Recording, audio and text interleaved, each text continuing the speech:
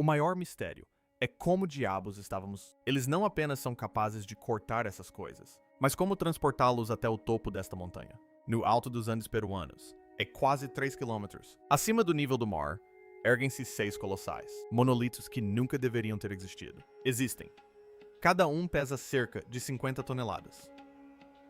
Cada um eleva-se a mais de 4 metros de altura. E cada um se encaixa perfeitamente com o seu vizinho. Perfeitamente, de forma que mesmo hoje você não consegue.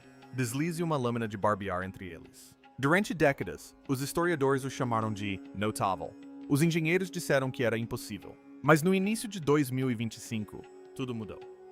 Ultra alto. As varreduras a laser 3D de alta resolução examinaram estes. Pedras reduzidas a frações de 1 milímetro. E o que eles revelaram se despedaçou silenciosamente. A versão aceita. Marcas de ferramentas que não correspondem a nenhuma conhecida. Métodos antigos. Precisão superficial. Mais compacto que o granito industrial moderno. Corte. Precisão que não deveria existir nem mesmo hoje em dia. E antes de revelarmos exatamente o que são, varreduras revelaram, como o vídeo e... Inscreva-se, porque o que você está prestes a fazer, ver não apenas desafia a história, reescreve-o. Se essas digitalizações estiverem corretas, Ollantaytambo não é apenas uma cidade antiga. Site. É um aviso de que nossa linha do tempo talvez esteja perdendo algo importantíssimo. A história que lhe contaram. Todos os livros didáticos dizem a mesma coisa. O Inca construiu Ollantaytambo ao redor. Assim, eles extraíam esses enormes granitos. A poucos quarteirões de uma montanha chamada Cachicata, a 6,4 quilômetros de distância, do outro lado do rio Urubamba. Hello. Milhares de trabalhadores usaram martelos de pedra para moldar o granito, rolos de madeira para move os blocos, cinzéis de bronze para acabamento. Eles arrastaram pedras de 50 toneladas por uma montanha, atravessaram um rio, subir outra montanha, usando corda e força muscular. Tudo isso levou talvez de 30 a 40 minutos. Anos. Os guias turísticos repetem essa história todos os dias. Um único dia. Eles apontam para algo inacabado. Blocos na pedreira. Eles mostram as rampas. Eles explicam. A organização da força de trabalho. É limpo? É simples. Combina com o que nós querem acreditar sobre os antigos civilizações. A narrativa se desenrola assim. O imperador Pachacuti ordenou a construção desta propriedade real. Ele comandava um dia. Esse chama-se força de trabalho. Os Incas, conhecidos por sua organização, habilidades, mobilizaram milhares de trabalhadores por meio de seu sistema de trabalho Mitá. Cada comunidade contribuiu com trabalhadores para projetos estaduais. A dimensão da operação foi gigantesca, mas os Incas tinham a mão de obra e a determinação. Eles supostamente mapearam a pedreira. Local em Cachicata. Os trabalhadores passavam meses moldando cada um. Bloqueio na nascente, usando o rio mais forte. Pedras como martelos. Uma vez moldado de acordo com especificações aproximadas, os blocos foram movidos. A teoria predominante sugere que eles construíram rampas de terra, usaram madeira, rolos e empregaram milhares de trabalhadores atuando em equipes coordenadas. Após atravessar o vale, os blocos supostamente foram arrastados até o canteiro de obras. Em seguida, veio o ajuste de precisão. Os trabalhadores colocariam uma pedra, marcariam. Onde tocou a pedra abaixo, remova, lixe as partes salientes e substitua. Isto, e repita esse processo centenas de vezes até que o ajuste ficasse perfeito. A explicação aparece em artigos acadêmicos, exposições de museus e guias turísticos, em todo o mundo.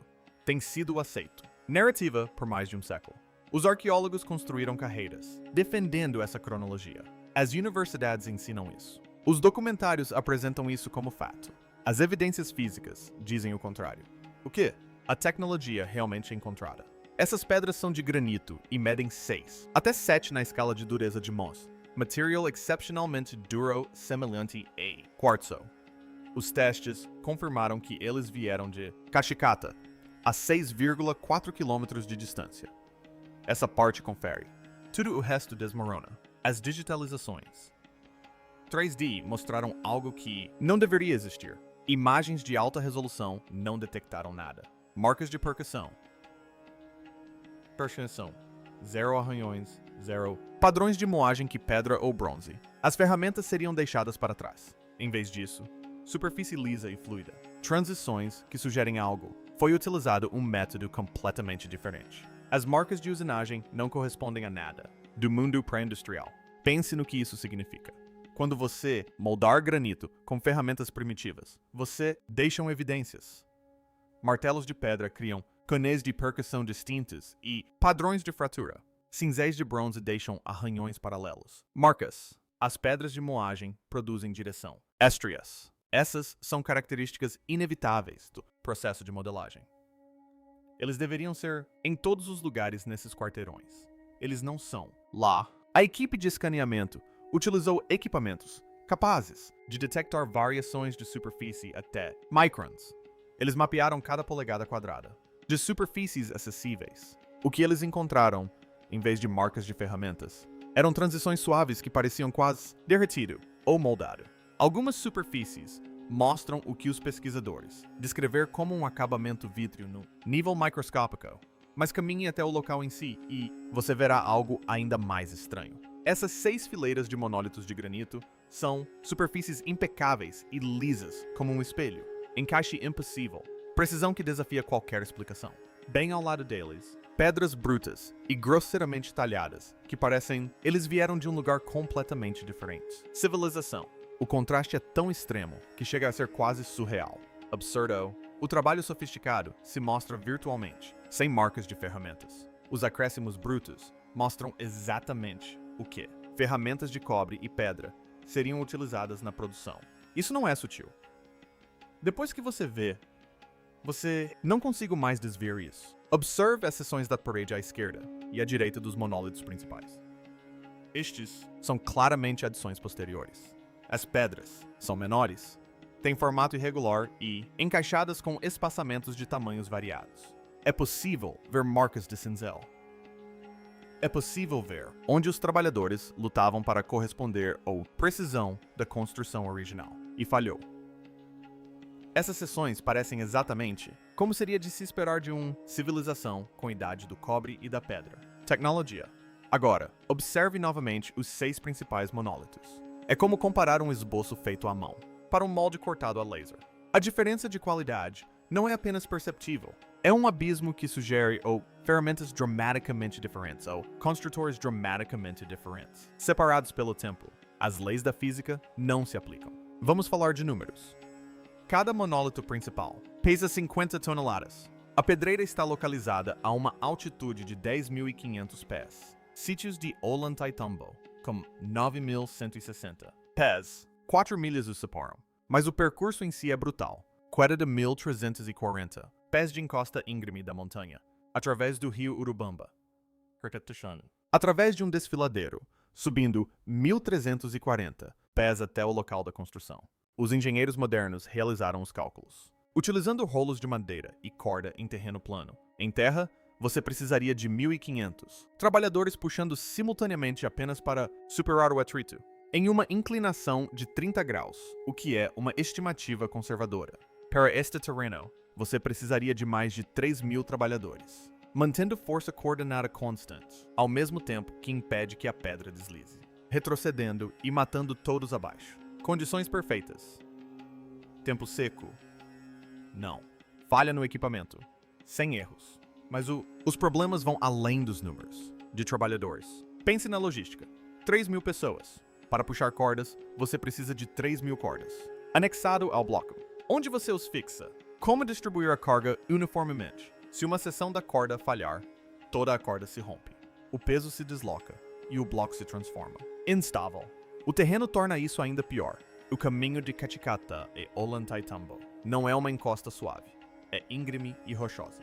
E atravessa várias mudanças de altitude. Durante a estação chuvosa, que dura vários meses nos Andes, o solo fica lamacento e instável. Qualquer rolo de madeira afundaria e atolaria.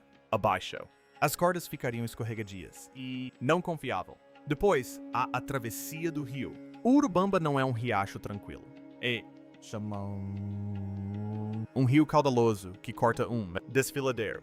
A corrente é forte durante todo o ano. Durante a estação chuvosa, torna-se perigoso. Como transportar um bloco de 50 toneladas através de um rio? A explicação padrão sugere que eles construiu uma ponte ou usou um val durante a estação chuvosa. Água. Mas pense na engenharia. Uma ponte temporária capaz de suportar 50 toneladas precisariam ser uma grande quantidade. Projeto de construção em si. As fundações precisariam ser enorme. O vão exigiria cuidado. Calculou um erro e você perde o bloqueio, ou ponte, e provavelmente dezenas de trabalhadores. No Rio. E isso não é um evento isolado. Existem 6 monólitos principais, além de dezenas de outros blocos maciços no local. Cada um precisaria fazer isso. Jornada. Cada cruzamento enfatizaria o que quer que fosse. Ponte ou val que eles construíram.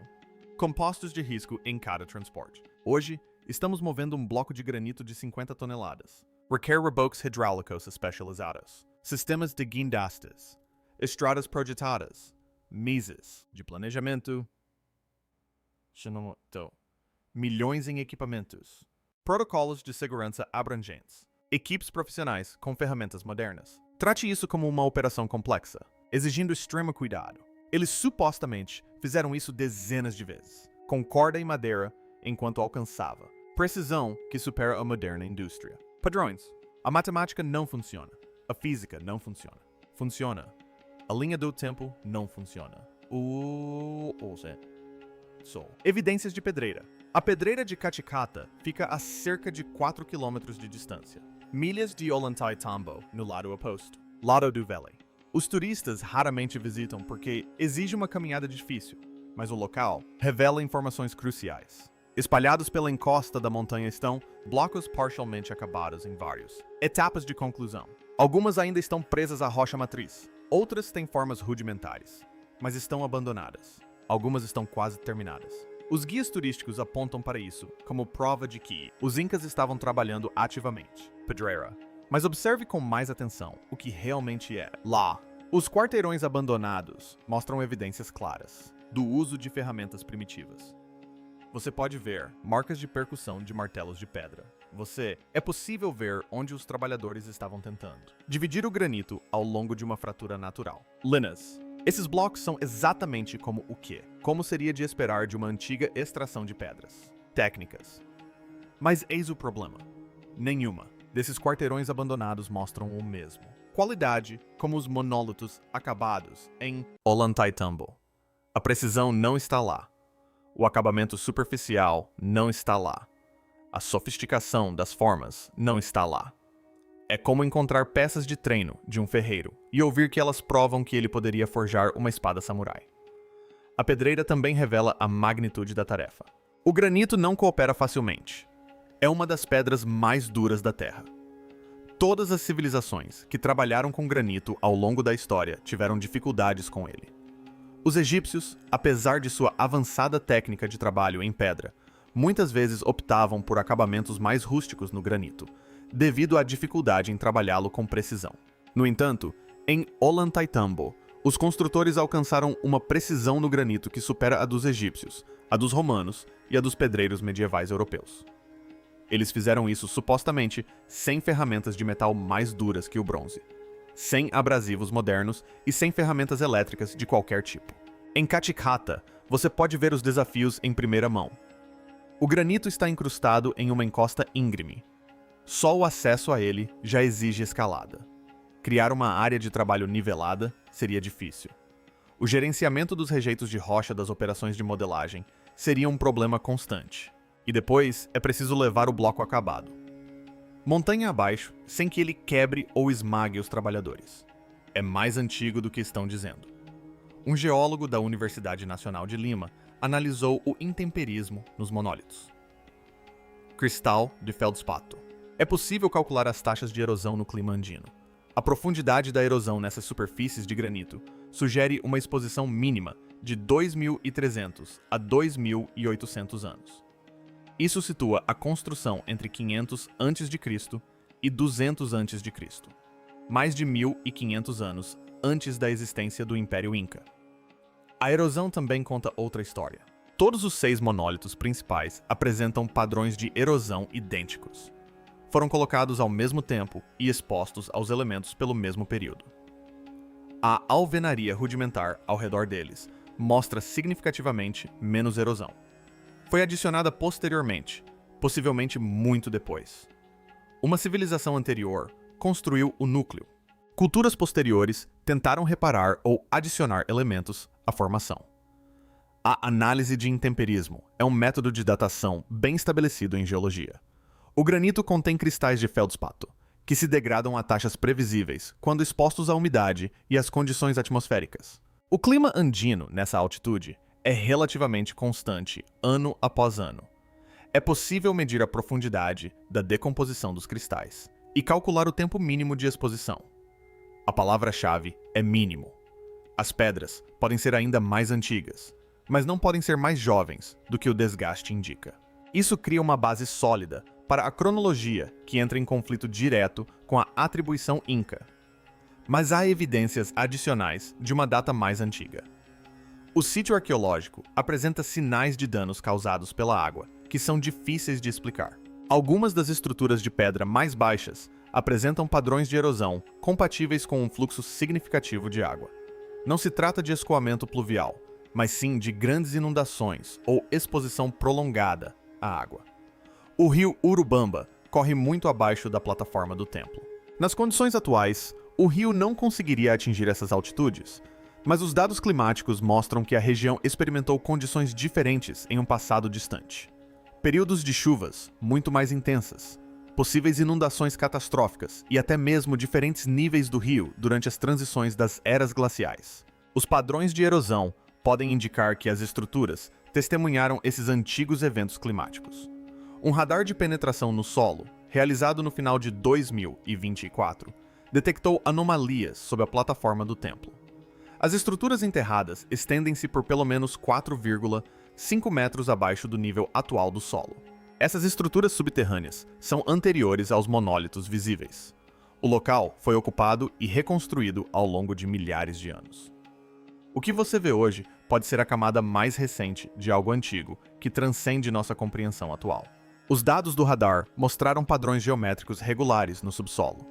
Linhas retas, ângulos retos, layouts organizados. Essas não são formações naturais. Algo construído e estruturado jaz sob o atual complexo do templo. Ainda não está claro se são fundações mais antigas, câmaras enterradas ou estruturas completamente separadas. A equipe precisa de autorizações de escavação para investigar mais a fundo, mas as implicações são significativas. Se houver vestígios estruturais a 4,5 metros abaixo da superfície atual, eles são anteriores a tudo o que é visível acima. Foram soterrados pelo acúmulo natural de sedimentos ao longo de vastos períodos de tempo, ou por cobertura deliberada durante fases posteriores de construção. A construção de múltiplos sítios sagrados no mesmo local ao longo de milênios não é incomum. Isso acontece no mundo todo, mas cada camada se torna mais antiga à medida que se aprofunda. Quanto mais fundo você cava, mais recua no tempo. Se os monólitos visíveis datam de 500 a.C. ou antes, qual a idade das estruturas enterradas abaixo deles? Precisão que quebra as regras. As varreduras documentaram superfícies disjuntas, mantendo o paralelismo dentro de 0,02 milímetros em vãos de mais de 3 metros. Um fio de cabelo humano tem 0,07 milímetros de espessura. Eles conseguiram tolerâncias mais precisas do que a espessura de um fio de cabelo humano em enormes blocos de granito. Para entender o quão absurdo isso é, tente imaginar o processo. Você tem um bloco de granito de 50 toneladas. Você precisa moldar uma das faces de forma tão perfeitamente plana que ela mantenha o mesmo plano ao longo de 3 metros, 10 pés, com uma tolerância de 0,02 milímetros. Isso significa que qualquer desvio da planicidade perfeita não pode exceder a espessura de um cartão de visitas em toda a superfície. As oficinas mecânicas modernas utilizam placas de granito como referência de precisão. Estas são fabricadas com processos de retificação e lapidação controlados por computador e verificadas constantemente com equipamentos de medição a laser. Alcançar tolerâncias de planicidade de 0,02 milímetros em grandes superfícies de granito é considerado um desafio, mesmo com ferramentas modernas. Os construtores de Ollantaytambo conseguiram isso em todas as superfícies de encaixe de múltiplos blocos de 50 toneladas. Em seguida, tiveram que posicionar esses blocos juntos, mantendo essa precisão. Os blocos tinham que se alinhar perfeitamente em 3 dimensões, não apenas ficarem planos uns contra os outros, mas também paralelos em orientação, para que toda a parede permanecesse aprumada e nivelada. Pense no desafio prático.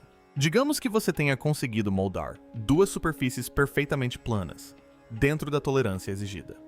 Agora, você precisa colocar um bloco de 50 toneladas sobre outro bloco de 50 toneladas, de forma que as superfícies se encaixem perfeitamente. Não é possível ver a junta enquanto o bloco é baixado. Não dá para alcançar por baixo para verificar se está alinhado. Basicamente, você tem apenas uma chance de ajustá-lo corretamente, porque reposicionar 50 toneladas não é uma operação simples. Mesmo assim, eles fizeram isso com sucesso repetidas vezes. As juntas estão perfeitas. As paredes estão aprumadas. A estrutura como um todo se manteve intacta por séculos, sem deslocamentos ou degradação significativos. Vários monólitos apresentam acabamento polido espelhado. Análises microscópicas não encontraram evidências de desgaste por abrasão. O desgaste por abrasão deixa riscos paralelos microscópicos. Essas superfícies apresentam uma suavidade em nível molecular comparável aos tratamentos químicos ou térmicos modernos. As superfícies polidas são particularmente intrigantes. Para alcançar esse nível de acabamento em granito, é necessário um longo processo de desbaste com abrasivos cada vez mais finos ou algum outro processo alternativo que ainda não compreendemos. O investimento de tempo seria enorme. Os polidores de pedra profissionais de hoje, usando ferramentas elétricas e abrasivos modernos, passam horas criando acabamentos espelhados em pequenas seções de bancadas de granito. Esses construtores antigos criavam acabamentos espelhados em superfícies de vários metros quadrados, em pedras que pesavam 50 toneladas. E faziam isso sem deixar os riscos característicos que o polimento abrasivo proporciona. Ao exame microscópico, o granito polido deveria apresentar marcas direcionais do meio de polimento. Essas superfícies não apresentam essas marcas. Alguns pesquisadores documentaram lendas andinas sobre extratos de plantas que poderiam amolecer a pedra como se fosse argila. A arqueologia tradicional descarta isso como mito. Mas como explicar o polimento em nível molecular no granito, sem ferramentas modernas? A teoria do amolecimento da pedra por plantas parece ridícula, até considerarmos que ainda não compreendemos completamente todas as propriedades dos compostos vegetais. Só a bacia amazônica contém milhares de espécies vegetais, cujas propriedades químicas ainda não foram completamente estudadas. As antigas culturas andinas tiveram séculos para experimentar com plantas e minerais locais. Será possível que tenham descoberto alguma combinação de extratos vegetais, minerais e técnicas de processamento que pudesse alterar temporariamente as propriedades da superfície do granito? Alguns pesquisadores apontam para crônicas espanholas, que mencionam povos indígenas demonstrando técnicas de amolecimento de pedras. Os observadores espanhóis ficaram perplexos, mas documentaram o que viram. A química moderna demonstrou que certos ácidos podem corroer o granito. Certos compostos alcalinos podem afetar as estruturas minerais. O corpo humano contém ácidos suficientemente fortes para digerir ossos. Será completamente impossível que algum composto de origem vegetal pudesse amolecer temporariamente as superfícies de granito o suficiente para permitir o seu moldagem e polimento. A alternativa é aceitar que os antigos trabalhadores alcançaram resultados que a tecnologia moderna tem dificuldade em igualar, utilizando ferramentas e métodos que deveriam ter sido completamente inadequados para a tarefa. Os monólitos possuem saliências esculpidas com precisão em suas superfícies. A explicação mais comum é que essas saliências serviam como pontos de fixação para cordas durante o transporte. As análises revelaram algo que destrói essa teoria. Os botões não apresentam marcas de desgaste, danos por atrito da corda ou fissuras por tensão. Se cordas arrastassem blocos de 50 toneladas por quilômetros de terreno acidentado, esses pontos de fixação seriam destruídos. Eles estão intactos. Esses ressaltos são saliências geométricas com formato preciso. Alguns são retangulares, outros cilíndricos, alguns com topo plano e laterais angulares. Não são protuberâncias aleatórias deixadas durante a moldagem. São detalhes intencionais, esculpidos com cuidado e precisão. Cada um exigiu trabalho adicional para ser criado. Se servissem como pontos de fixação para cordas de transporte, estas precisariam passar por eles, ou dar um laço em torno deles de alguma forma. A corda sob tensão cria atrito. 50 toneladas de peso criam uma tensão enorme. Arrastar esse peso sobre um terreno acidentado faria com que as cordas se movessem para frente e para trás, contra o que quer que estivessem presas. Observe o manuseio moderno de cordas em ambientes marítimos ou industriais. Cordas sob cargas pesadas deixam sulcos profundos na madeira, desgastam o metal com o tempo e deixam lisas todas as superfícies com as quais entram em contato regularmente. Os nós em Ollantaytambo não apresentam nada disso. Suas bordas são nítidas. Suas superfícies são limpas. Parecem ter sido esculpidas ontem e nunca usadas. Isso sugere duas possibilidades. Ou os botões não foram usados para transporte, o que significa que não sabemos como os blocos foram movidos, ou os blocos não foram arrastados com cordas, como afirma a explicação padrão. De qualquer forma, a narrativa tradicional apresenta um problema sério. O que realmente aconteceu aqui? As evidências apontam em uma direção. Os Incas não construíram as sofisticadas estruturas centrais de Ollantaytambo. Eles as encontraram. Herdaram-nas de uma civilização anterior. A análise da construção revela 3 fases distintas. A base é formada por obras de altíssima qualidade e precisão impecável. Em segundo lugar, vêm as adições de qualidade mediana, que demonstram competência em alvenaria convencional. Por fim, vêm os reparos e modificações rudimentares, condizentes com as habilidades incas. Esse mesmo padrão de 3 níveis aparece em Sacsayhuaman, Coricancha e Tiwanaku. É consistente em toda a região. Em Sacsayhuaman, o padrão é ainda mais evidente. Os campos mais baixos apresentam enormes blocos poligonais, encaixados com incrível precisão. As camadas superiores mostram um trabalho progressivamente mais rudimentar. Crônicas espanholas descrevem como os Incas ainda estavam trabalhando em Sacsayhuaman quando os conquistadores chegaram. Eles estavam adicionando e modificando uma estrutura que já era antiga. Coricancha, em Cusco, mostra o mesmo padrão. As fundações do templo são uma estrutura de pedra encaixada com precisão, que sobreviveu a vários grandes terremotos. Os edifícios coloniais espanhóis, construídos sobre essas fundações, desabaram durante terremotos, enquanto a antiga alvenaria permaneceu intacta. Os espanhóis, então, reconstruíram sobre as mesmas fundações por reconhecerem a qualidade superior da pedra. Tiwanaku, na Bolívia, apresenta talvez o exemplo mais claro. O sítio arqueológico exibe blocos maciços, talhados com precisão, ao lado de adições posteriores mais rudimentares. O trabalho sofisticado inclui blocos em forma de H com juntas de encaixe complexas, portais maciços esculpidos em pedras únicas e superfícies de alta precisão. Culturas posteriores claramente tentaram copiar essa obra, mas não conseguiram igualar a qualidade. Esse padrão em múltiplos sítios arqueológicos, separados por distâncias significativas, sugere um fenômeno generalizado. Uma civilização ou civilizações anteriores possuíam habilidades avançadas em trabalho com pedra. Culturas posteriores herdaram esses sítios arqueológicos e fizeram o possível para mantê-los, modificá-los e ampliá-los, utilizando sua própria tecnologia, mais limitada. Culturas pré-incas ocuparam os altiplanos peruanos por milhares de anos. Os Wari, os Tiwanaku e possivelmente civilizações ainda mais antigas. Crônicas espanholas do século XVI registraram algo crucial. Quando os conquistadores foram questionados sobre estruturas como Ollantaytambo, os incas responderam que não as haviam construído. As estruturas já eram antigas quando seus ancestrais chegaram, construídas por uma raça anterior. Os espanhóis registraram essas conversas em detalhes. Os incas descreviam os construtores originais como uma raça de gigantes, ou como seres divinos com poderes além dos humanos comuns. Os estudiosos modernos interpretam isso como mitologia ou crença religiosa. Mas e se os incas estivessem simplesmente usando a linguagem disponível na época para descrever uma civilização cujas capacidades pareciam mágicas em comparação às suas? Se você não entende como algo foi feito, e isso ultrapassa em muito suas próprias capacidades, descrever os construtores como detentores de poderes divinos ou força sobrenatural faz sentido. É a melhor explicação disponível dentro da sua estrutura cultural.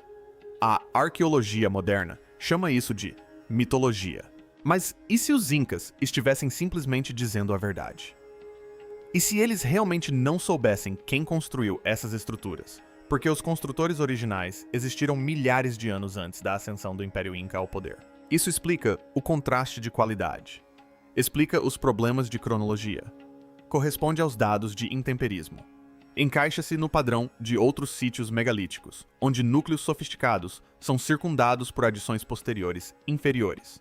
Os Incas eram mestres construtores, mas as evidências mostram que eles estavam trabalhando em torno de estruturas herdadas de uma civilização cujas capacidades excediam as suas. Os Incas construíram estruturas impressionantes usando técnicas próprias.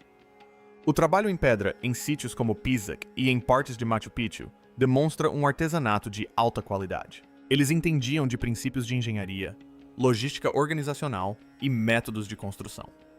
Não eram pessoas primitivas lutando com tecnologia básica.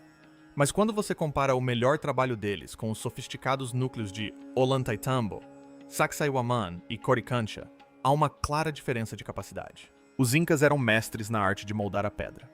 Os construtores originais conseguiam esculpir a pedra com uma precisão que desafia a compreensão moderna.